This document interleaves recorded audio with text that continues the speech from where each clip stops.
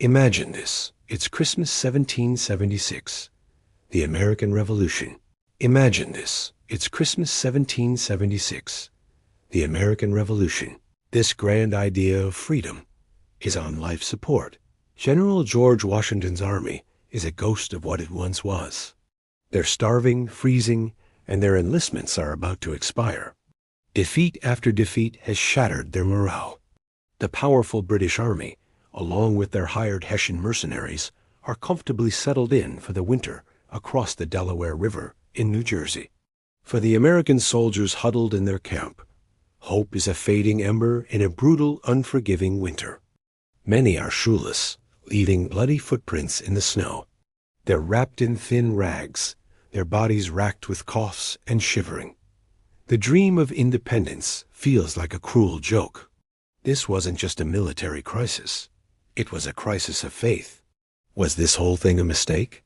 Should they just give up, go home, and accept British rule? Washington knew that if he didn't do something drastic, something almost insane, the revolution would die right there in the frozen mud of Pennsylvania.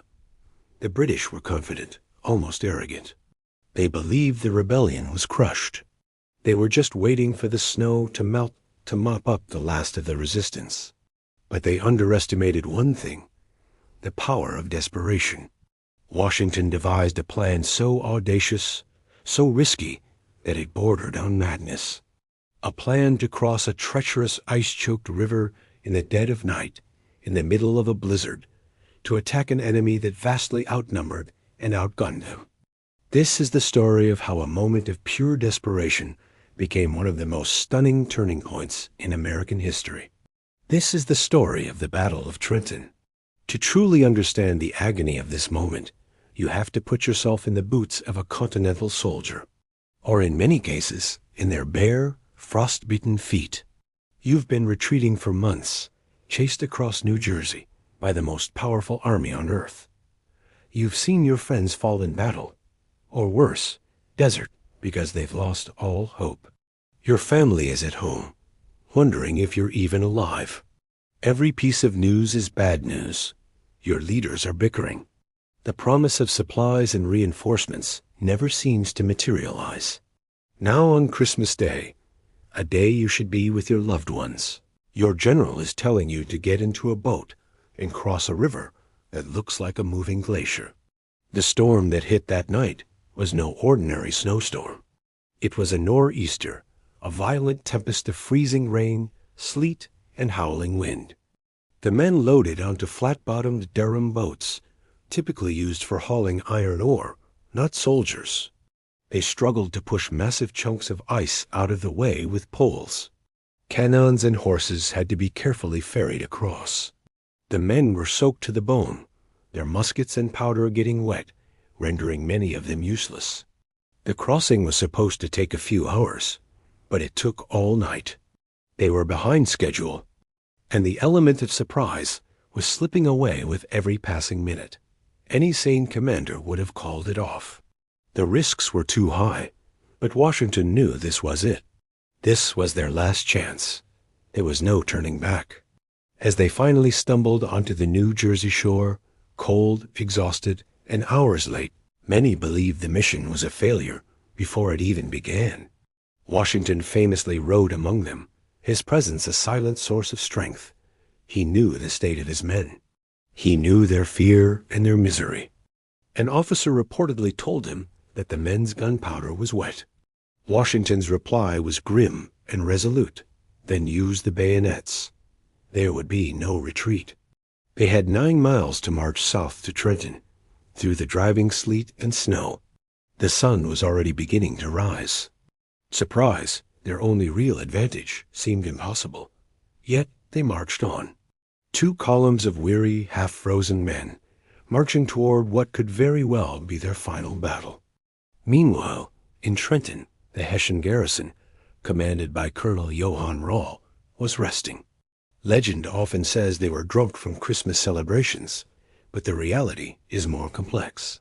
They were professional soldiers, but they were also overconfident.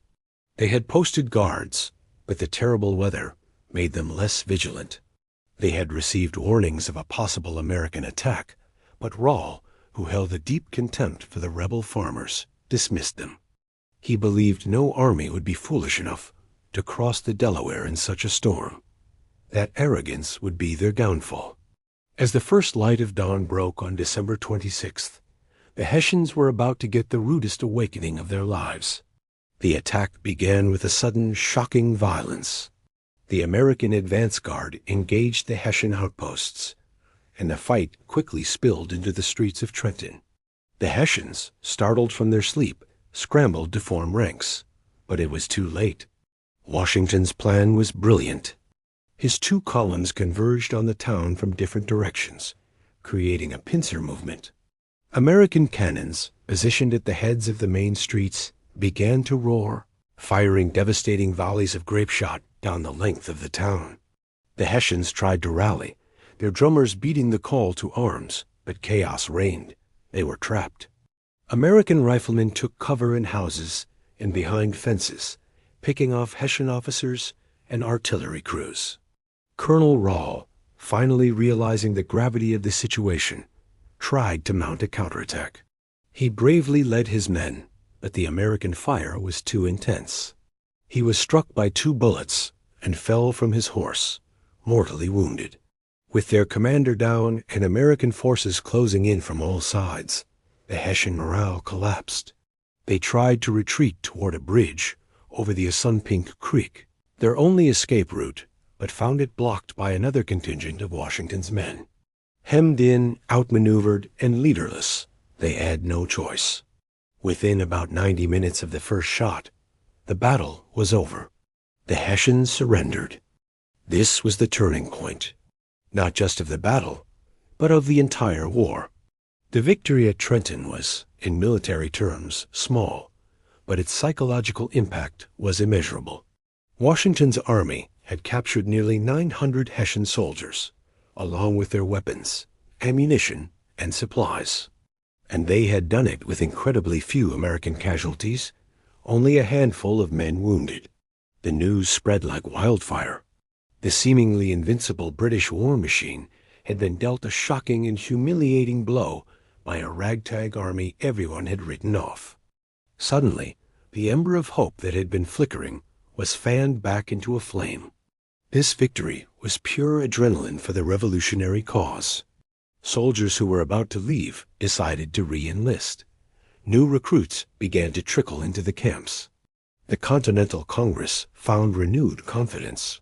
Civilians who had been wavering in their support were inspired to stand firm. Washington didn't rest on his laurels. Just days later, he would outsmart the British again at the Battle of Princeton, solidifying the gains made at Trenton. These 2 quick victories, in the dead of winter, completely changed the narrative of the war. They proved that the Continental Army could stand up to European professionals and win. They proved that George Washington was not just a stubborn rebel, but a brilliant and audacious military leader. The Battle of Trenton wasn't just about tactics or strategy. It was a testament to human endurance and the unshakable belief in a cause. It was a story of men who, at their lowest point, found the strength to risk everything for a chance at freedom. They crossed a frozen river in a blizzard, marched through the snow with bloody feet, and charged into battle with wet gunpowder, all because they believed in the idea of a new nation. It's a powerful reminder that sometimes the greatest victories are born from the darkest moments of despair. The road to independence was still long and hard, but after Trenton, the American people knew it was a road they could travel. They had proven to the world, and more importantly, to themselves, that their revolution was not over. It had just begun. Thank you so much for watching. If you found this story as inspiring as I do, please hit that like button and subscribe for more deep dives into the incredible moments that shaped our world. Let me know in the comments what other historical battles you'd like to see covered. See you next time.